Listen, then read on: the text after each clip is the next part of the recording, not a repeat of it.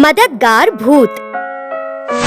एक बार एक गांव में 16 साल की एक सुंदर लड़की रहती थी। उसका नाम था विमला। विमला की माँ की मृत्यु जब विमला मात्र 8 साल की थी तभी हो गई थी। उसके पिता ने दूसरी औरत से शादी कर ली थी। उसकी सौतेली माँ उस पर अत्याचार करती। विमला सिर्फ घर के सारे काम ही नहीं बल्कि जंगल से लकड़ियाँ भी इकट्ठा करके लाती थी। जंगल के रास्ते में एक बड़ा सा चींटी का पहाड़ था। विमला ने कई बार उसमें हाथ डालकर सांप के डस लेने से मर जाने की सोची, लेकिन उसका एक छोटा भाई भी था जो उसके लिए सब कुछ था।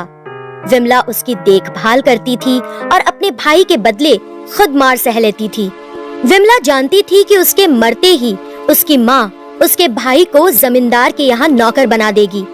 अपने भाई का ख्याल रखने के लिए वो जिंदा थी। एक दिन अचानक विमला के पिता की मृत्यु हो गई।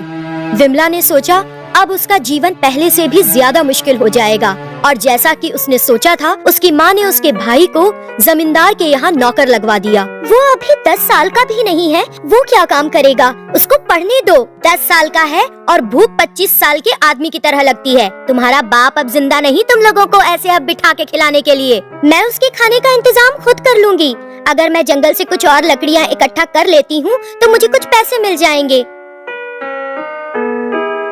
हाँ, अगर तुमने घर के काम छोड़े तो तुम्हारी खैर नहीं।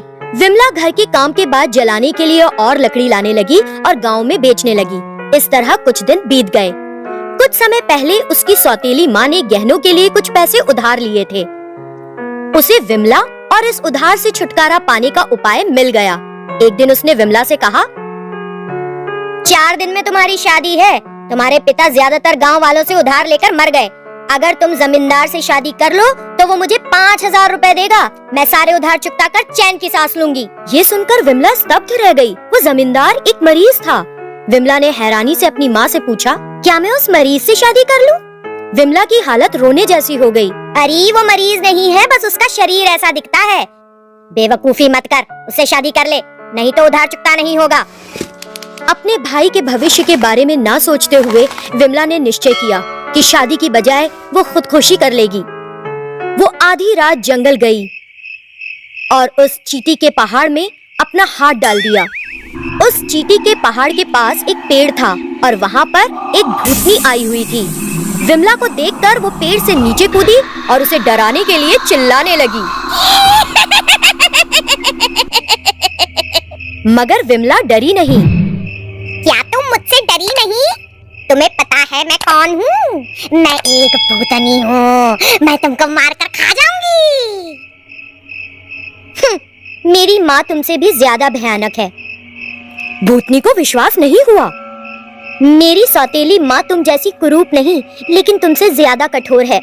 तुम मुझे बस एक बार खाओगी, लेकिन मेरी सौतेली माँ जब तक मैं जीवित हूँ मुझ पर अत्याचार करती रहेगी।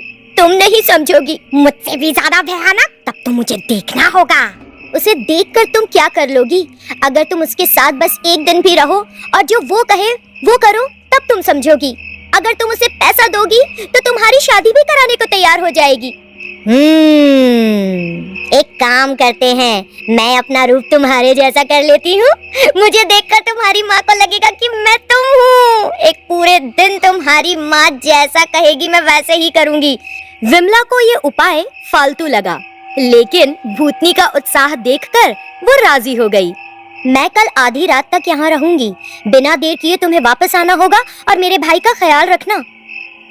भूतनी ने विमला का रूप धारण कर लिया और चली गई।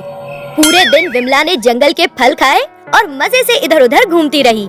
शाम होते ही वो उस पेड़ के पास पहुंची जहाँ भूतनी रहती थी। देर शाम भूतनी विमला के रूप में रोते हुए वापस आई। अरे तुम इतनी जल्दी कैसे लौट आई? मेरा भाई कैसा है? तब विमला के रूप में भूतनी बोली, तुम्हारा भाई ठीक है। मैं उस भूतनी के साथ 1 मिनट और काम नहीं कर सकती थी। उसने बेहद कठोरता से पूरे दिन मुझ पर अत्याचार किया। उसने पूरे दिन मेरी पीठ पर डंडे बरसाते हुए मुझसे घर के काम कराए, मुझसे धान कुटवाया और बगीचा साफ करवाया। उसने मुझे ढंग से खाना भी नहीं दिया। उसने मुझसे आज रात चना पीसने को कहा। तुम्हारी सौतेली माँ जैसी कठोर भूतनी इस दुनिया में दूसरी नहीं। इसी बीच विमला की सौतेली माँ वहाँ एक लंबा डंडा लेकर आ गई। अरे मुझे पता था कि तू काम से बचकर यहाँ आ जाएगी, कामचोर लड़की। चल घर। अपनी सौतेली माँ को देखकर विमला पेड़ के पीछे छिप गई। भूतनी डर के मारे अपने असल रूप में आ गई और पेड़ पर चढ़ गई। उसे देखकर विमला की सौतेली माँ जोर जोर से चिल्लाने लगी। वो ये देखकर पागल हो गई कि विमला एक भूतनी बन गई है। वो अजीब अजीब सी आवाजें निकालती हुई जंगल के अंदर भाग गई। भूतनी ने पैसों से भरा एक बड़ा सा थैला विमला के सामने फेंका और कहा, मैं तुम्हें और तुम्हारी माँ को और नहीं बर्दाश्त कर सकती। मैं बिना बात के यहाँ आ गई थी। और भूतनी एक चमगादड़ बनकर वहाँ से उड़ गई। विमला ने पैसों का भरा हुआ थैला उठाया और घर चली गई। विमला ने जंगल में कुछ आदमियों को अपनी माँ को खोजने के लिए भेजा, लेकिन वो नहीं मिली। विमला ने अपनी पसंद के लड़के से शादी कर ली और अपने छोटे भाई की देखभाल भी करने लगी। इस तरह भूतनी की मदद से उसे मुसीबतों से छुटकारा मिल गया। Hi kids, hope you like the video. Subscribe for more videos. Visit us in Facebook and Twitter.